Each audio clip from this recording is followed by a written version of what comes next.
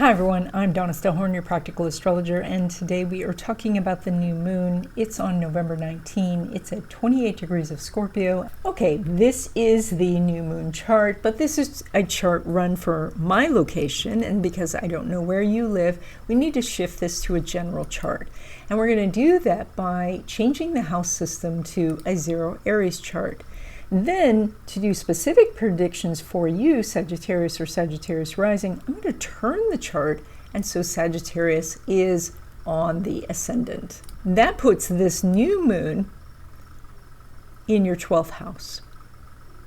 So, I think that the 12th house gets kind of a bad rap, and some of it is justified, but there can be difficulties in any house. So one of the most important things to remember about the 12th house is while you may have trouble seeing the opportunities and the value and the things that are coming into your life, you are very visible. And that is because all of these three planets, well, four if we include Venus, which I just drew over, are rising in the chart. That means that they are on the horizon, that they are seen by everyone. We stop and see that the moon is there. Well, we can't see the moon because it's new moon, but the sun is rising. And if we could see it, Mercury would be there too. But again, we can't stare into the sun to see these guys, but they are there and they are strong, and everyone sees the sun rising.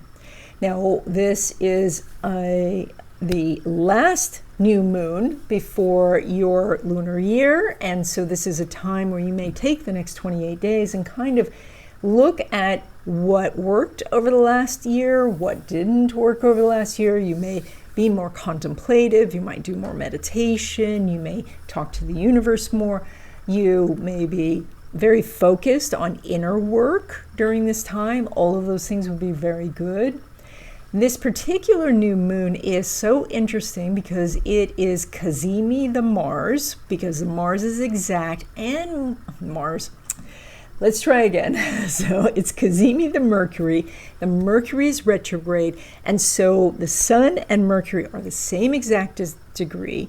And so the Sun is lighting up that Mercury, lighting up your communication abilities, your thinking abilities, which for Sagittarius is, like you already are very strong in these areas. And so this puts you on another level. Now, the interesting thing is the moon is there also, and what that can do is bring emotion and feeling into your communication. Now, it can be that you get overly emotional and then your message is lost, but you can also imbue your words with the appropriate emotion and move people, connect with them through what you say.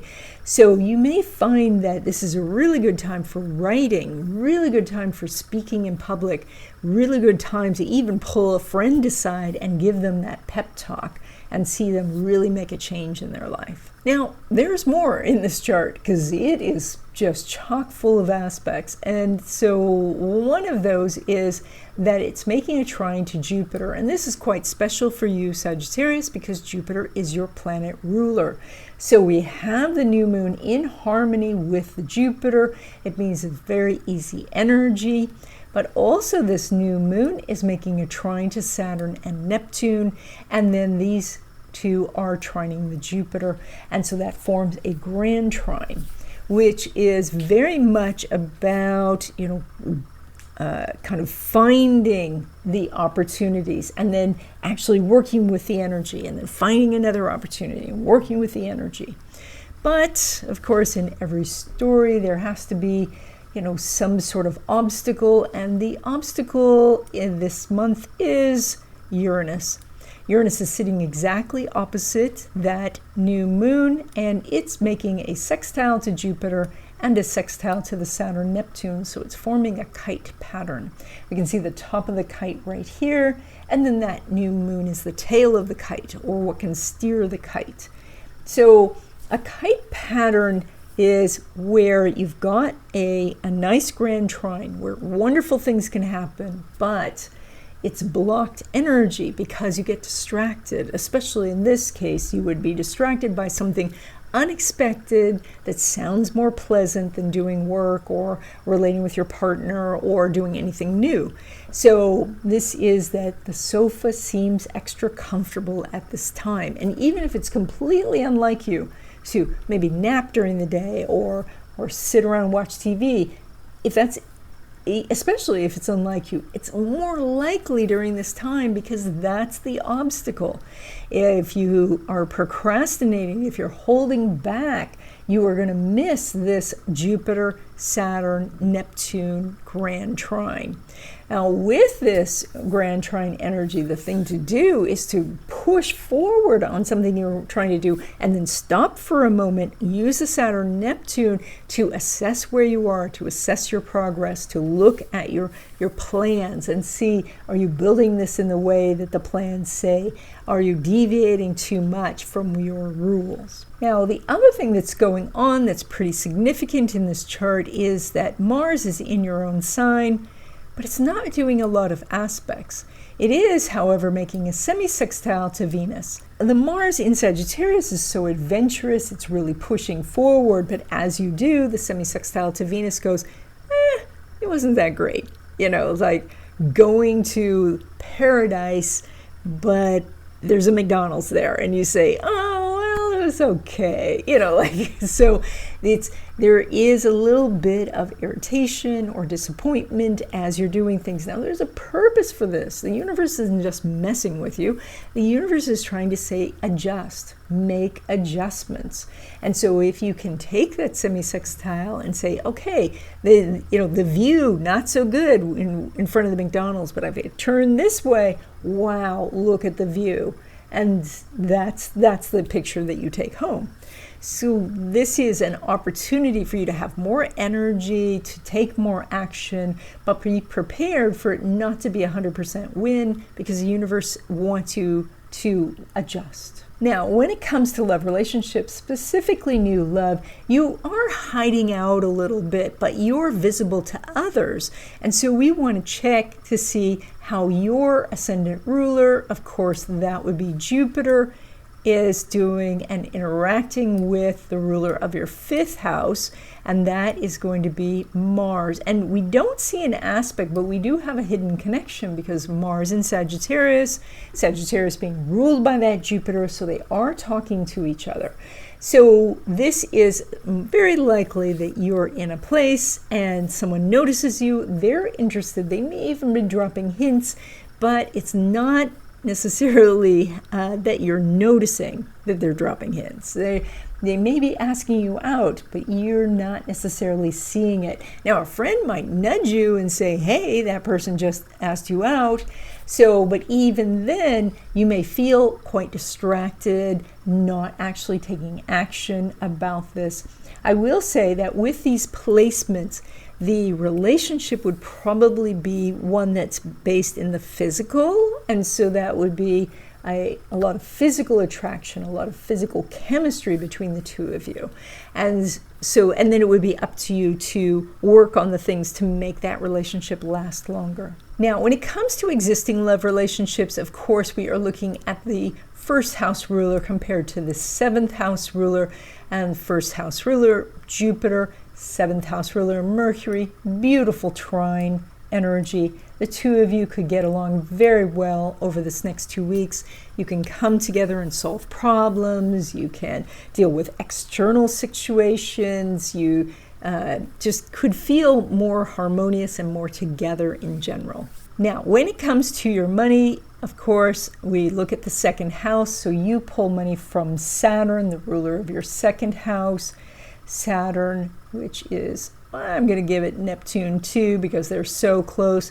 And remember, part of that big grand trine and making the an in-sign sextile with Uranus, and an out-of-sign sextile with Pluto.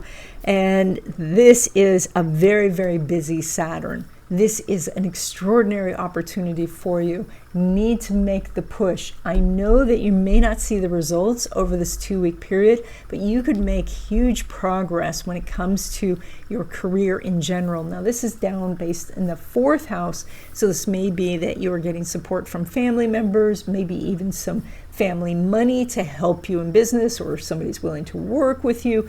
This could be that you're laying a strong foundation for your business, or you've decided to move the business to your home. This, if you work in real estate or anything home related like construction or mortgages or something like that, this could be an exceptionally strong time for you. So think about how you can push things forward. I just wanted to jump in really quick to say that my big class on predictions is coming up soon. It's on November 9th. We're going to be talking about the year of the fire horse as well as Western astrology predictions. And so if you are interested in what's ahead for 2026, then there is a link in the description with more information and to register. Now, when it comes to money from business or from investments, we're still, of course, considering what Saturn is doing. We want to know how it's interacting with the ruler of your 8th house, which is the moon. So this new moon is making that beautiful trine to Saturn. There is some really great money-making opportunities for you in business and investments over this next 2 weeks. So, reach out to your broker, open your statements, go online and see what kind of research is happening. Same thing with your business. Look at calling people up and seeing if they'll help you. What kind of expertise do they have? This is a good time to apply for a loan or something like that. Keeping in mind, of course, Mercury is retrograde. So if you're applying for a loan, recognize you may apply again at some future date. And also double check all the little parts of the form, because Mercury retrograde can cause paperwork mistakes. Now, I've had all of this great stuff to tell you. Now, here we have the one kind of disappointment, and that is money derived from your career, because we are looking to see what the ruler of your 11th is doing with that Saturn. And the ruler of your 11th is Venus, and there is no aspect going on. This is a dud. It just says that 1, that maybe your achievements are not being seen. 2, there could be transitions in the company happening. So there is some energy. You've been doing it a while about shifting your position. So that might be something that you think about, especially during Mercury retrograde.